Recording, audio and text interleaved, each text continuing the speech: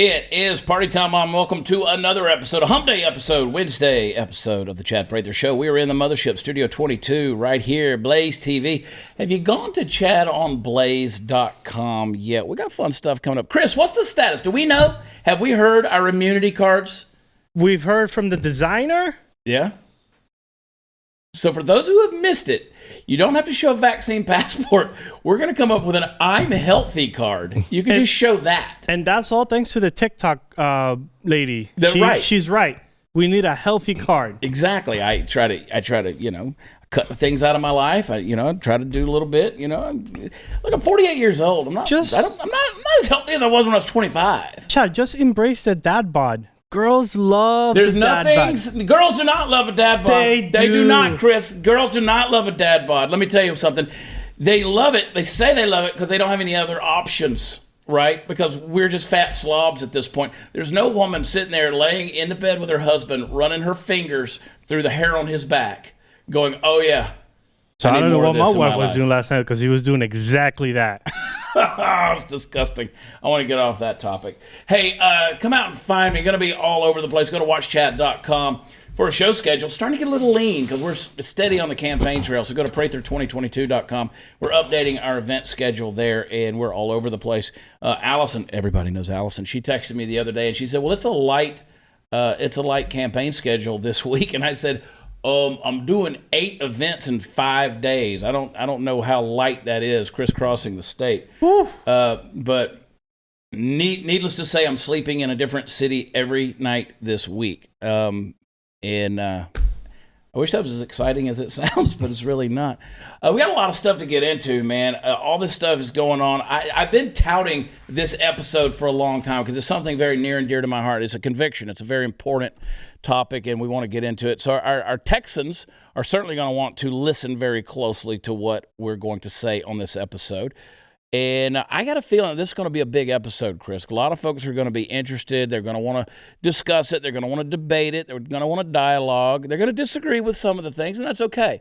We're bold enough, strong enough, and content in who we are as Texans to be able to have that conversation. And we're going to be talking about this topic right here, Texit. I'm holding this book by my friend Daniel Miller.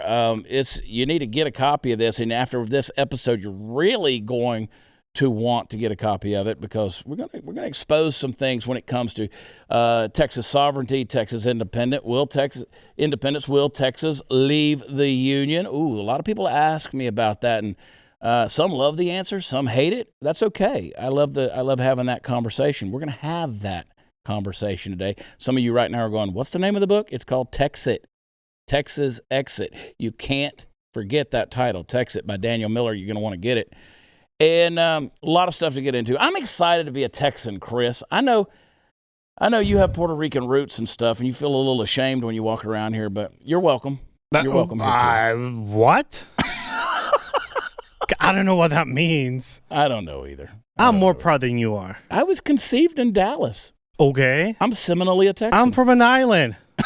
It's like, check your privilege, white boy. Yeah, I know. Yeah. Well, you've been annexed into the union. That is true. Yeah, so I'm excited, though.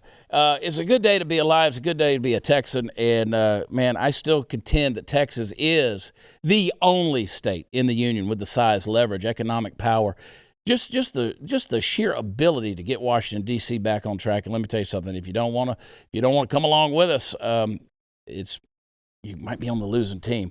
So we're going to get into that when we come back. But before we do that, making content is an essential part of what I do to keep this show going.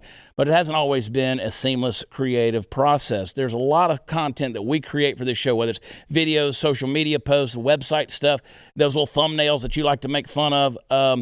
Let me tell you something. There's a lot of stuff that goes into sharing that type of content.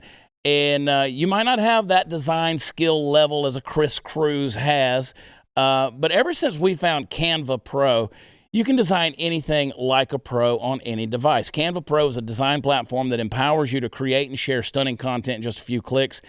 Designing with Canva Pro is amazingly fast and fun. Choose from thousands of templates that are easy to customize or start from scratch. And I know there's a lot of folks out there, their kids, they ask me, they're like, how do we get involved and do more on social media? You need Canva Pro. It's going to help your product and your content look a lot better. It's never been easier. You can share, you can edit, you can comment in real life and in real time. Canva Pro helps you stay organized on the same page and on top of team projects. No more misplaced files or tedious back and forth. Plus, you and your teammates can unlock everything Canva Pro has to offer for just $12.99 a month. I want to tell you how to get it. Go to Canva, C-A-N-V-A, canva.me/watchchad. They will give you a free 45-day extended trial. Go to canva.me/watchchad. Get your 45-day extended trial, and trust me, you will be creating like a pro. We will be right back.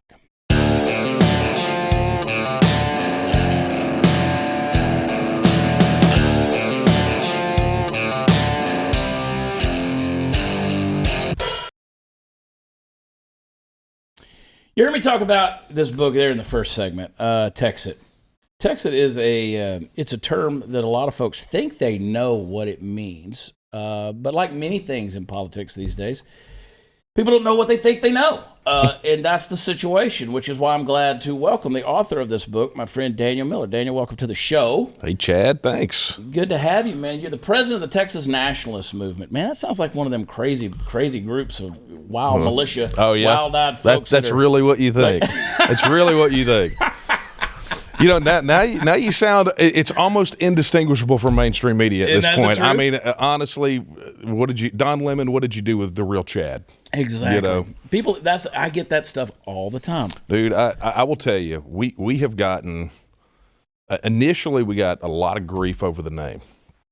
But we committed, before we founded the organization in 2005, we committed 2 years of study of international independence movements. You know, one of the stats that we talk about a lot, it's in the book, at the end of World War II, there were roughly 54 recognized, fully sovereign, independent nations around the world. That's the end of World War II. By the end of the 20th century, there were 192. You know, they didn't fall from space. The earth didn't get any bigger. You know, they were people like us that wanted the right of self-government. So we did this exhaustive 2-year study. And that's ultimately where the name came from. You know, you see some form of national or nationalist in the names of something like the Scottish National Party. Right. You know, one of those, you know, again, a political party dedicated primarily towards Scottish independence. So, you know, we were going to be different. And we said, look, we're going to call ourselves what we are. We're not going to sugarcoat it. We're going to call it like it is. And we're not going to adopt the mainstream media narrative that says that nationalism is a bad thing, because if nationalism is love for one's country and you know, this seeking of political independence, then, you know, I don't care if it makes them mad or not. That's irrelevant to me. Yeah, and I have people that I run into all the time, and they want to. Where was I? I was at an event the other night. Some folks had moved here from, I was in Kerrville. There were about 500 people at this event. And there was a couple that had moved here from California. And like so many, they were conservatives who were just trying to get away from the cesspool, which is California. Refugees. And they come in and they say, hey, you know, what are your thoughts? And I started to say things. And they said, are you talking about Texit? And I said, well, let me ask you a question. Do you tell me what your definition of Texit is, right? And by and large, people, they don't know. They misinterpret what it means. And it's a great way to get into a conversation. I always encourage people, if you haven't read this book, at least visited the website. I know, right? And read some articles. Maybe don't debate so vociferously. Don't come at us quite so hard in that conversation. But I try to remind people, I said, constitutions have been rewritten for millennia. People have created new governments. Boundaries and borders have been redrawn. Right. This is not something new to humanity. So when somebody talks about Texit, how should they understand that phrase? I think that understanding the term Texit, I think the one thing people need to understand right off the bat is that it's not an act. It's a process of withdrawal from a political union. right? And it's interesting because the term secession gets bandied about a lot, particularly by people who want to try to hearken back to the Civil War, right? The opposition loves to be stuck. They call us the backward ones, but they're the ones stuck in the 1800s. True. Right? So we've had the entire 20th century where we saw this explosion of self-determination. We've seen it advance, even in the 21st century, 2014, Scottish independence referendum. We had the Brexit referendum. I mean, there are independence movements all around the world right now. So, when people look at this, they think, well, Texas is just secession. It's like, no, that's not what it is. Because if it is secession, then that means that Texas has already lost, and we have surrendered every scrap of sovereignty to Washington, D.C. And that's not where this is. When I open up my Texas Constitution right now, Article 1, Section 1 says, that it starts off with the words, Texas is a free and independent state. Mm-hmm. The political establishment hasn't had an opportunity to go in there with a Sharpie and mark that out yet. And as long as our governing document says it, then it's the truth. Yeah. So people need to understand that Texit is the process of withdrawing from a political and economic union. This is not secession. It is Texans simply standing up and reclaiming that right of self-government guaranteed to us in our Texas Constitution. I had an event on Saturday, and I was having this conversation. There was a young man. I was wearing my America Until Texas Secedes shirt. I've got several of those. I got a shirt that's got Texit on it. We've got several that we've had out. I was wearing that, and this gentleman walks up to me, and he said, love that, love the shirt you're wearing. We got into a conversation. And he's 100% on board. Like he's like, man, I should have worn my pin today. He was 100% on board Texas Nationalist Movement. And another gentleman walked up, and of course they're always talking about, well, do you think we can turn this thing around? Like, what are we going to do about Washington, D.C.? And I said, well, do you want the politically correct answer? Or do you want the honest answer? Right? And so I started in, and we were talking about this, and he said, well, back in 1865, we gave up the right. And I said, okay. Show me. And he goes, well, I know it's vague. I said, oh, it's not just vague. It's non-existent. I don't see I said, have you ever read you mentioned Article 1, Section 1 of the Texas Constitution, and Section 2. Section 2 talks about, if that government no longer represents you, you have the right to abolish that government, right? And so the gentleman who had come up to me, who was a member of the Texas Nationalist Movement, of course, he spoke up and he said, we ain't about asking permission. This is not a Mother May I situation. Yeah, exactly, because you make a great point. To ask permission means that you're already at the feet of a tyrant. Well, you're not self-determining anymore. Not at all. Look, Article 1, Section 2 of the Texas Constitution says this. It says that all political power is inherent in the people. Right. It doesn't say that all political power is inherent in the politicians or the pollsters or the pundits or the propagandists masquerading as media, right? It's all political powers inherent in the people, and it reserves that right to alter, reform, or abolish our government in such manner as we may think expedient. It is reserved to the people. So this is not a Mother May I. The only people that have to be asked are the people of Texas. Right. We don't have to go bow and scrape. We don't have to get a permission slip from President Potato Head up there in Washington, D.C., or Nancy Pelosi. We don't have to get a permission slip. The only people that have to reassert our status as an independent nation are the people of Texas. I've consistently said, and correct me if I'm wrong here, I've said until Texas could truly, if you want America to get back on track, we have to leverage ourselves as Texans first, right? I love America. Look, I love America. Do I feel united with America anymore? Well, do you? I mean, do you feel like you're united with California?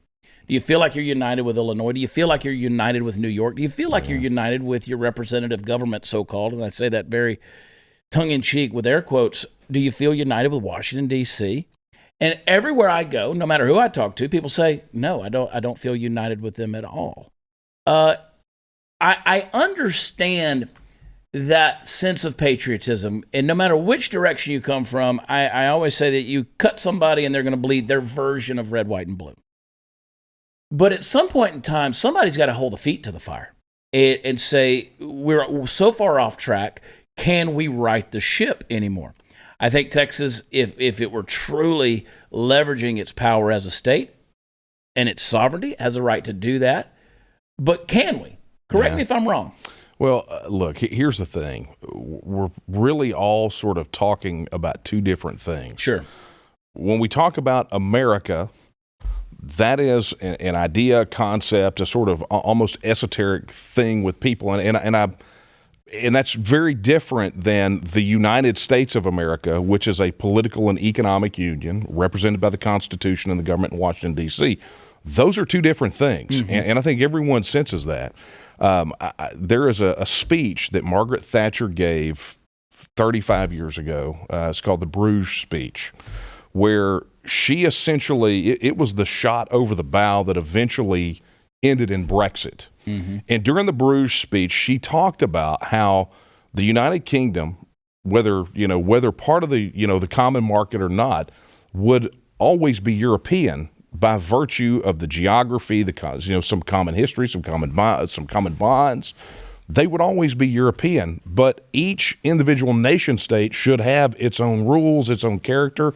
Well, amazingly enough, that's what the framers of the Constitution really wanted. That founding generation, they wanted those 13 independent states to have their independent character, to be self-governing, but to come together on very limited issues.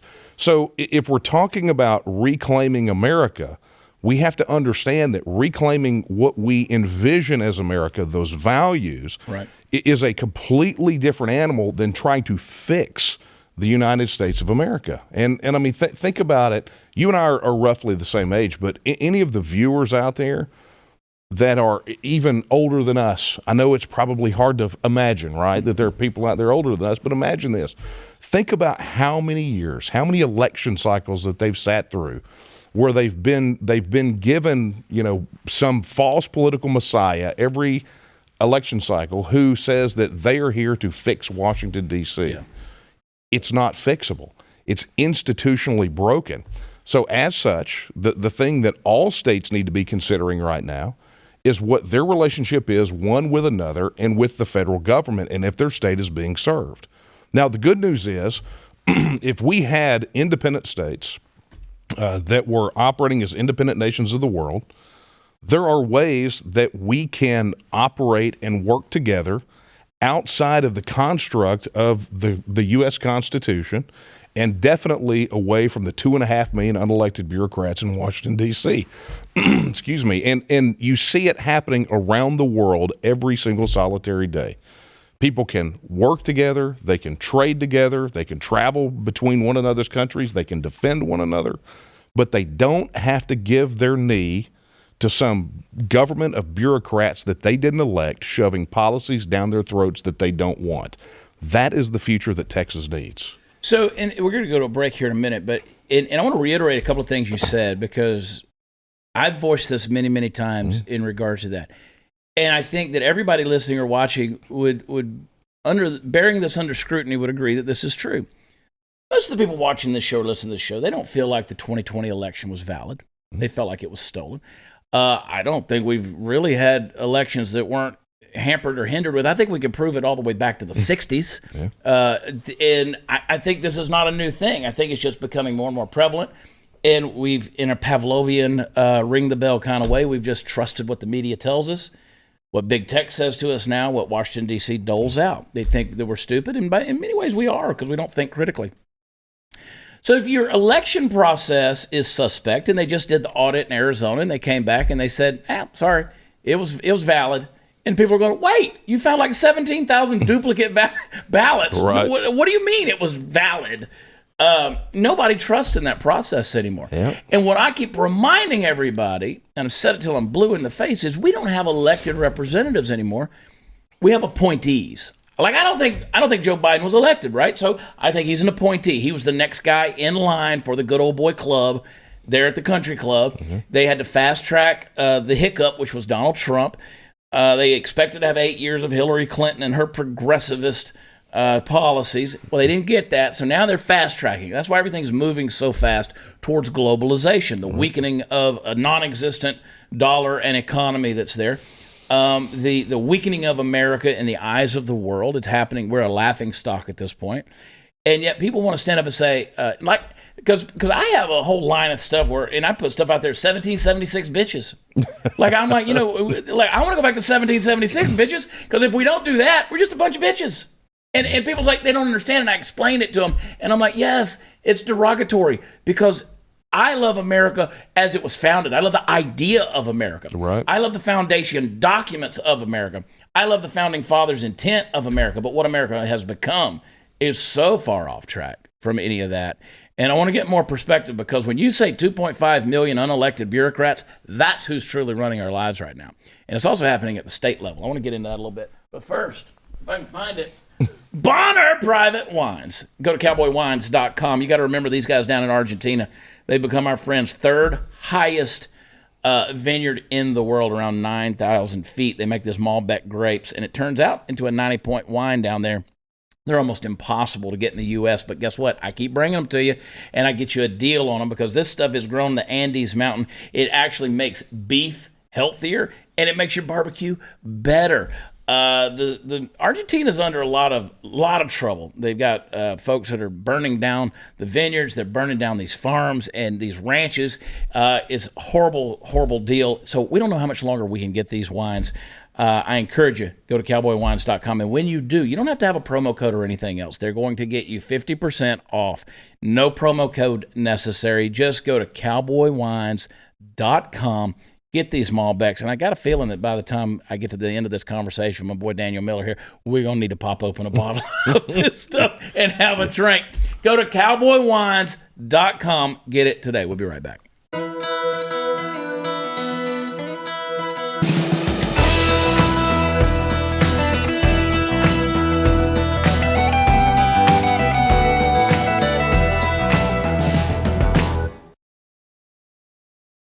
So obviously, Daniel, I'm running for governor. I'm running. What? Yeah, I know. It's brand new news.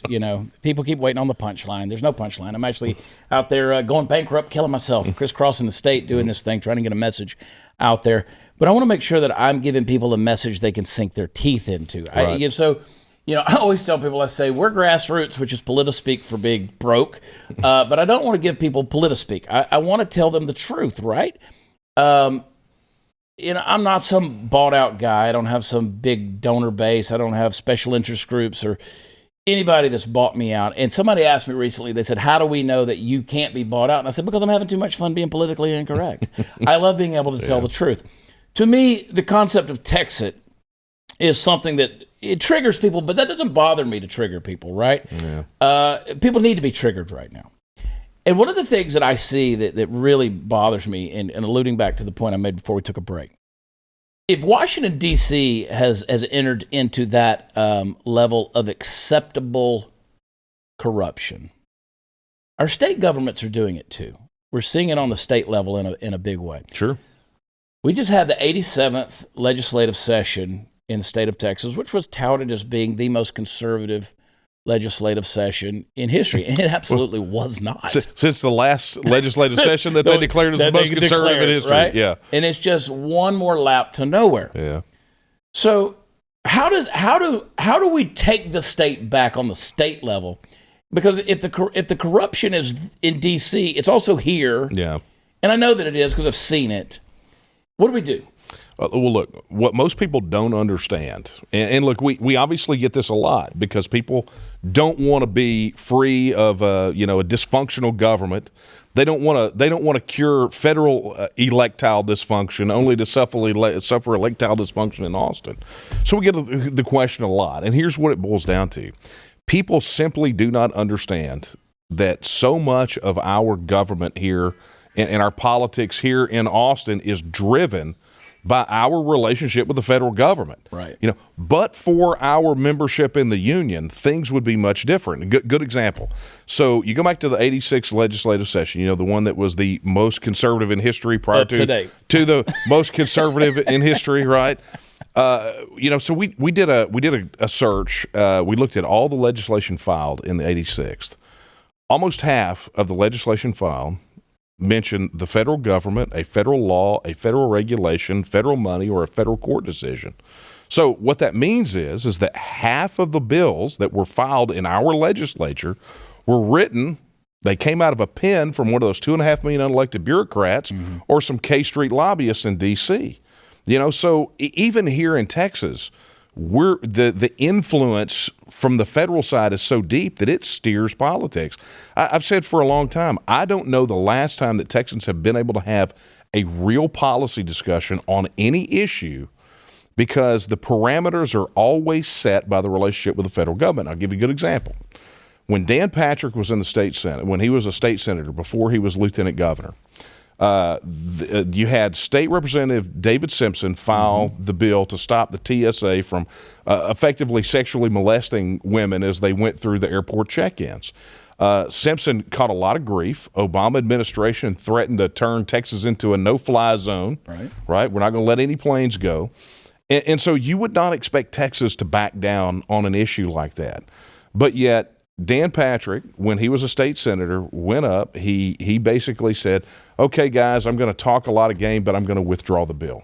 And it's sort of that way with these politicians, is because they are so tied to the federal government, a.k.a. lips firmly planted on the backside of the federal government, right?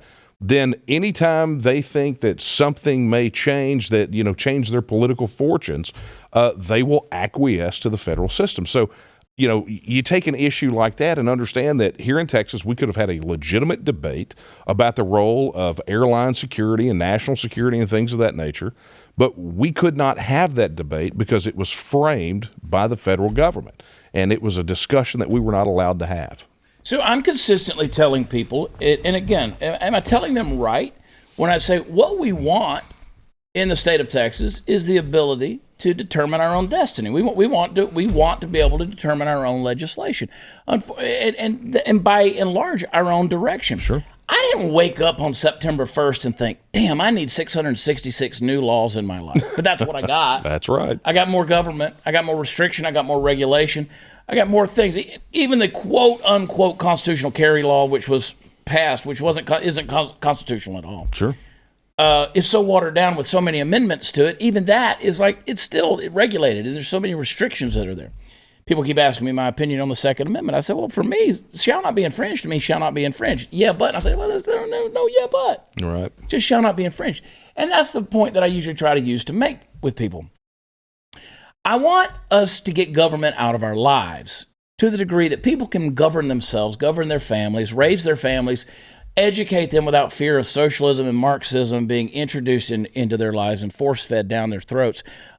Make money, keep as much money as you make as possible, and maybe one day retire, enjoy the fruit of your labor, and raise your play with your grandkids out there by the lake or something in the most glorious state on the planet, most glorious land on the planet, this place we call Texas. Chad, you just described Texas. Exactly. And I think as Texans, we have to understand that dream, that way of life, it's an existential crisis right now. I mean, if we don't do something, if we stay in the Union, we know what the trajectory is, right? They've already told us what the trajectory is. And what you just described is on the chopping block.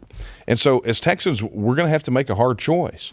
Chad, I challenge people a lot when they are looking at this question of Texit. They may have a skeptical eye. I challenge them with this. I said, imagine right now if Texas was already a free, independent, self-governing nation, right? Just like any of those, you spin a globe and you put your finger on just like any of those people, right? We had control over our own border policy and immigration. We had our own military, our own currency, our own embassies. In every single respect, we were a self-governing, independent nation. Yeah. And instead of even talking about Texit, the question that was being put to us is whether or not we wanted to join the Union. Knowing everything we know about the federal government and the direction of the Union, would you vote to join? Right. And if you wouldn't vote to join, then why would you ever vote to stay? Right. So this is why Texans in large numbers are embracing Texas as a solution, because they are looking around the world, green-eyed jealousy at everybody else who has the right of self-government. They're looking at the trajectory of the federal government and understanding that there is no fixing it, and they understand that when push comes to shove, Texans are going to be the ones that have to stand up for freedom and liberty and independence in this day and this age. And this is why, folks, there is a target on the back of Texas. The Biden administration has a target. That's why why do you think Del Rio, Texas is such a focal point right now?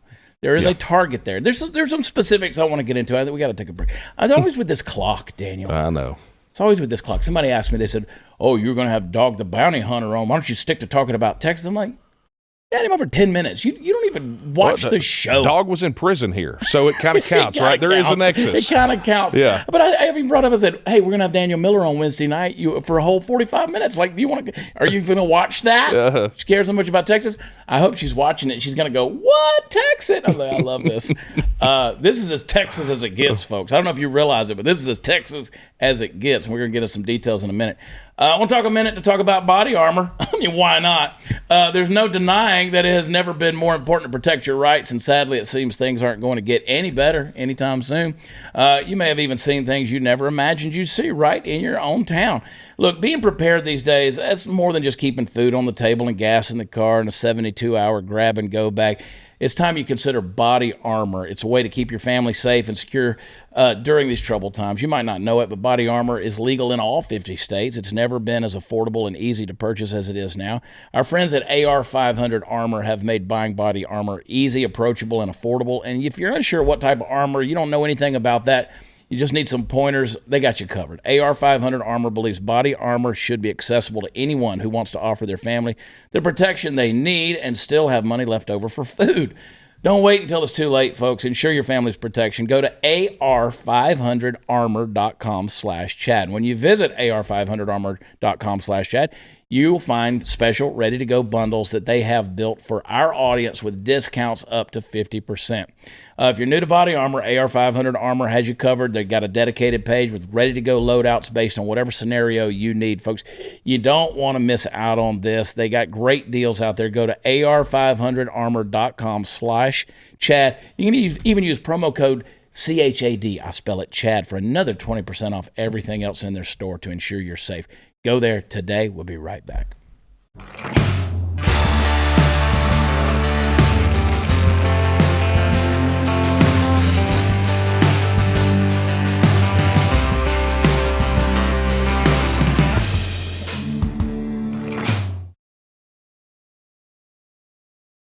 You know, they underestimate the power that the governor has. Greg Abbott's never really stuck his neck out on the line for any piece of legislation. The only one that I can think of was preschool for all. And that was his wife's doing. He's certainly not going to support anything like Texit. And the bill's been written, the bill's been out there. Nobody wants to support something like that because the guy at the top doesn't want to support it. Oh. But the questions, and you know what? Hey, I support it. I believe in it. I put my money where my mouth is in that regard. I've gone on record talking about I've signed the petition. You can go to the website, TNM, right? Yeah, it's TNM.me. Yeah, .me. Everything's going to .me. I want to forget that. TNM.me. Or texitnow.org. You just search it out. You're going to find it. You're going to find it. Go sign the petition. But what happens? Like, what happens to my Social Security? Don't you love getting that question? I mean, there's going to be, you want bloodshed? Did you do that on purpose? Because it literally, everywhere I go. I get it. I get stopped on the street. Well, what about my Social Security? It's like, so it's become a running joke, right? Yeah. So if you want the short answer, I will tell you what it is. So look at what current federal law says. Federal law says if you're currently collecting federal pension benefits, you continue to collect them no matter where you live, as long as you didn't move to Syria, Belarus, North Korea, Cuba, and like one other, like maybe Iran. I think maybe the other one, right? So you get those. If you pay in, then you know what? The rest of the world handles it through Social Security totalization agreements. Yeah, people don't like my answer of it ain't social and it ain't secure. But what you say is, I mean, look, mine is the policy answer. For many years, I used to tell people, say, look, you got to understand, guys like me will probably never see Social Security. People our age will never see it. But here's the upside. What people need to understand fundamentally about the economic relationship between Texas and the United States. Texas overpays anywhere from $103 to $160 billion annually. Okay, that's an overpayment, right? And you'd be surprised at how many people I have to explain an overpayment to. That's money that comes out of our pockets, that goes to Washington, D.C., takes a 40% haircut, and then comes back to us with strings attached, right? That's how it works. And I hear that all the time. People say, well, we take too much money from Washington, D.C. How would we ever? Well, I'm going to tell you what it's like. Here's the analogy. It's like going to the doctor. the doctor pulling all the blood out of your body, spilling 40% of it on the floor, pumping it back into your veins, and going, see, you wouldn't be alive without me. Yeah. I mean, that's literally what it's like. It's crazy how that works. Well, imagine for a moment, to the point that Texans have to pay extra taxes to the state government to cover matching funds for mandatory federal programs that we did not necessarily want. Mm-hmm. Some maybe we do, some maybe we don't. But we have to deal with federal inefficiency. So we're being taxed again for these programs, not to mention the tax that we pay, the $12 billion unspoken tax that we have to pay for, the cost of illegal immigration. It goes on and on and on, and it's just this giant sucking sound. Yeah. So much so that I had a state rep tell me one time, he said, because of the federal government, the state legislature has been relegated to we can pass laws to educate, medicate, and incarcerate, and there the list ends. Yeah, and you bring this up to certain gubernatorial candidates, and some of them who have gone on record of saying, we'll take a look at this thing. But I don't know, we've been pressured enough yet. I mean, how much more pressure can you take?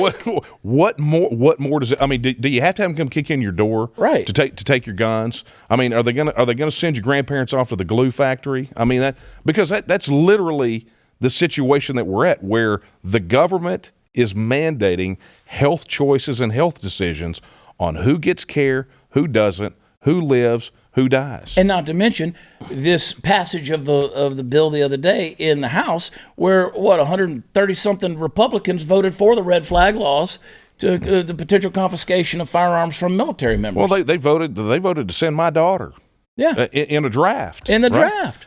They voted to draft my daughter. And I'll echo the sentiments of Chip Roy over my dead body. Yeah. My daughter's a student in college right now. Yeah. They pull her lottery number. Guess what? I said to Chip Roy at dinner last week, I said, come and take her. Yeah. I got 3 of them. Bring it. It ain't going to happen. Well, you got to understand, though, for some of our elected officials at the state level, come and take it is surrender terms. Right. Right. Not an act of defiance. Right. Do we need to talk about the border in Del Rio, or the fact that we have a governor right now that was more I guess, more passionate about defending Chick-fil-A at the San Antonio airport than he was about defending the Alamo from George P. Bush's reimagined plan and the Marxists in the city of San Antonio. And wants to continually shift the blame to the federal government, that the problem at the southern border is the Biden administration, when he has the ability to do these things. He was on there Sunday on the news saying, well, we can, if they fire Border Patrol agents, I'll hire them. Why? You're not going to send them to the border. Yeah. You're already not doing anything. You'll have them writing tickets 100 miles from the border. So, this is insane. It is insane. Yeah. And I know the big question that people are going to say, well, are you advocating for a civil war? I mean, are you wanting, you traitor, you secessionist, you want bloodshed? Yeah, man, I'm going to tell you what. It really hurts my heart to turn on the news every night and look at that big civil war that happened over there when the UK pulled away from Europe. There's a lot of celebrating in pubs. There was a lot. There was a lot of celebrating in the Miller household too. Just throwing that out there. But that's the thing about it. The opposition is so stuck in the 1800s. You want to talk about anachronistic and backwards.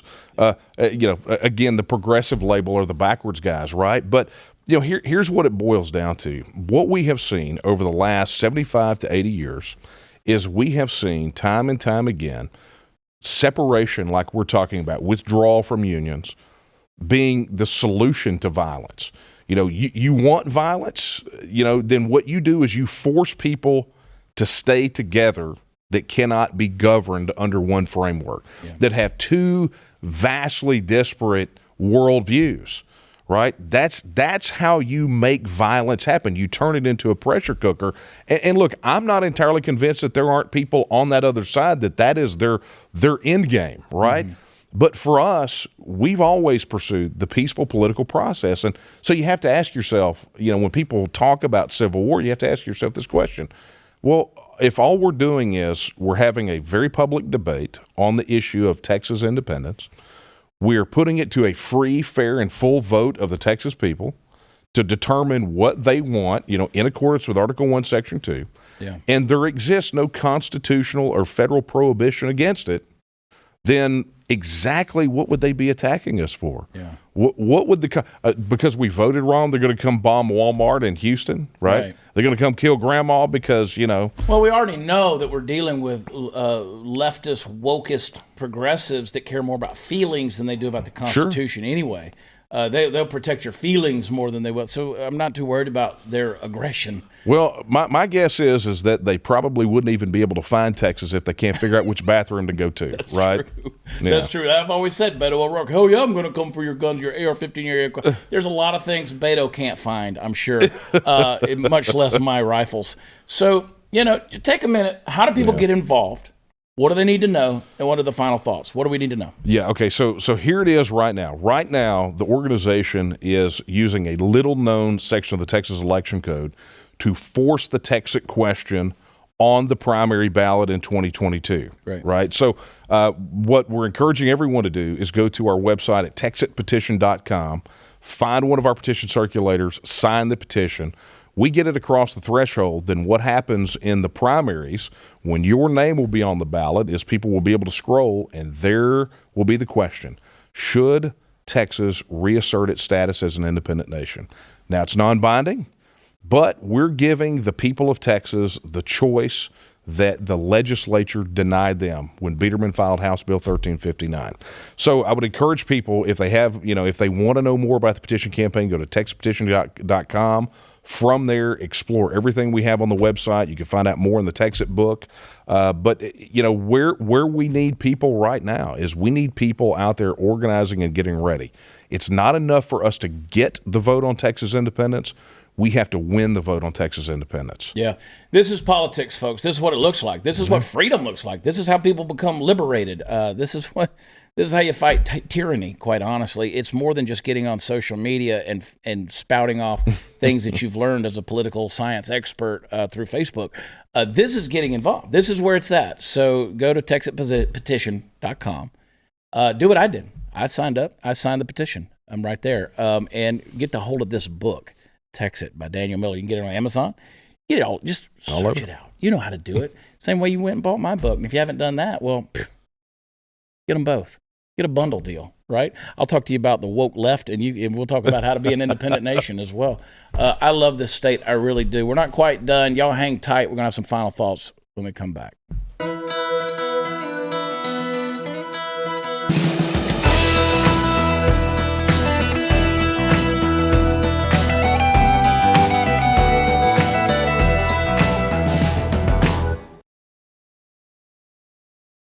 Daniel, we could talk about this for hours.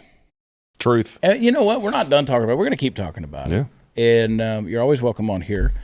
And my platform is your platform, and we're going to keep promoting stuff out there. I still go back 25 years ago. I was on a hunting trip to Texas, living in Georgia where I grew up at the time. And I said to a friend of mine, I said, man, you Texans, y'all rather be Texans than Americans. He goes, don't push it. Yeah. and absolutely, once you realize the spirit of Texas, it resides in some people. Whether they know it or not, you come here and it's just like I always say, the spirit of Texas is not taught, it's caught. Yeah. You either get it or you don't. And people are starting to wake up to that. And I want us to keep a tenable future for Texas. It's a great legacy. And Texit just may be the way we need to go. Get the book. Hey, a review. Let's do that. Mooseman 589, only 5 stars. Chad, hit a brother up if you need a chair filled, just a Yankee father of 4 trying not to raise liberals. Bam. Well, you're my kind of guy right there. Thank you for the 5-star rating. Go to where podcasts are offered, specifically over on Apple Podcasts. Yeah, I know. You don't want to go to Apple anything, but just go over there. 5-star rating. Just do it. 5-star rating and leave a review. It helps us in the rankings. And share the absolute mess out of this episode.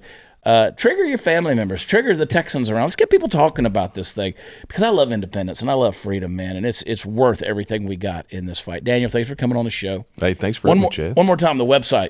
Yes, they can go right now to texitnow.org. All right, there it is. We love you. God bless you. We'll see you on a Free for All Thursday tomorrow night. Take care of yourselves. Bye.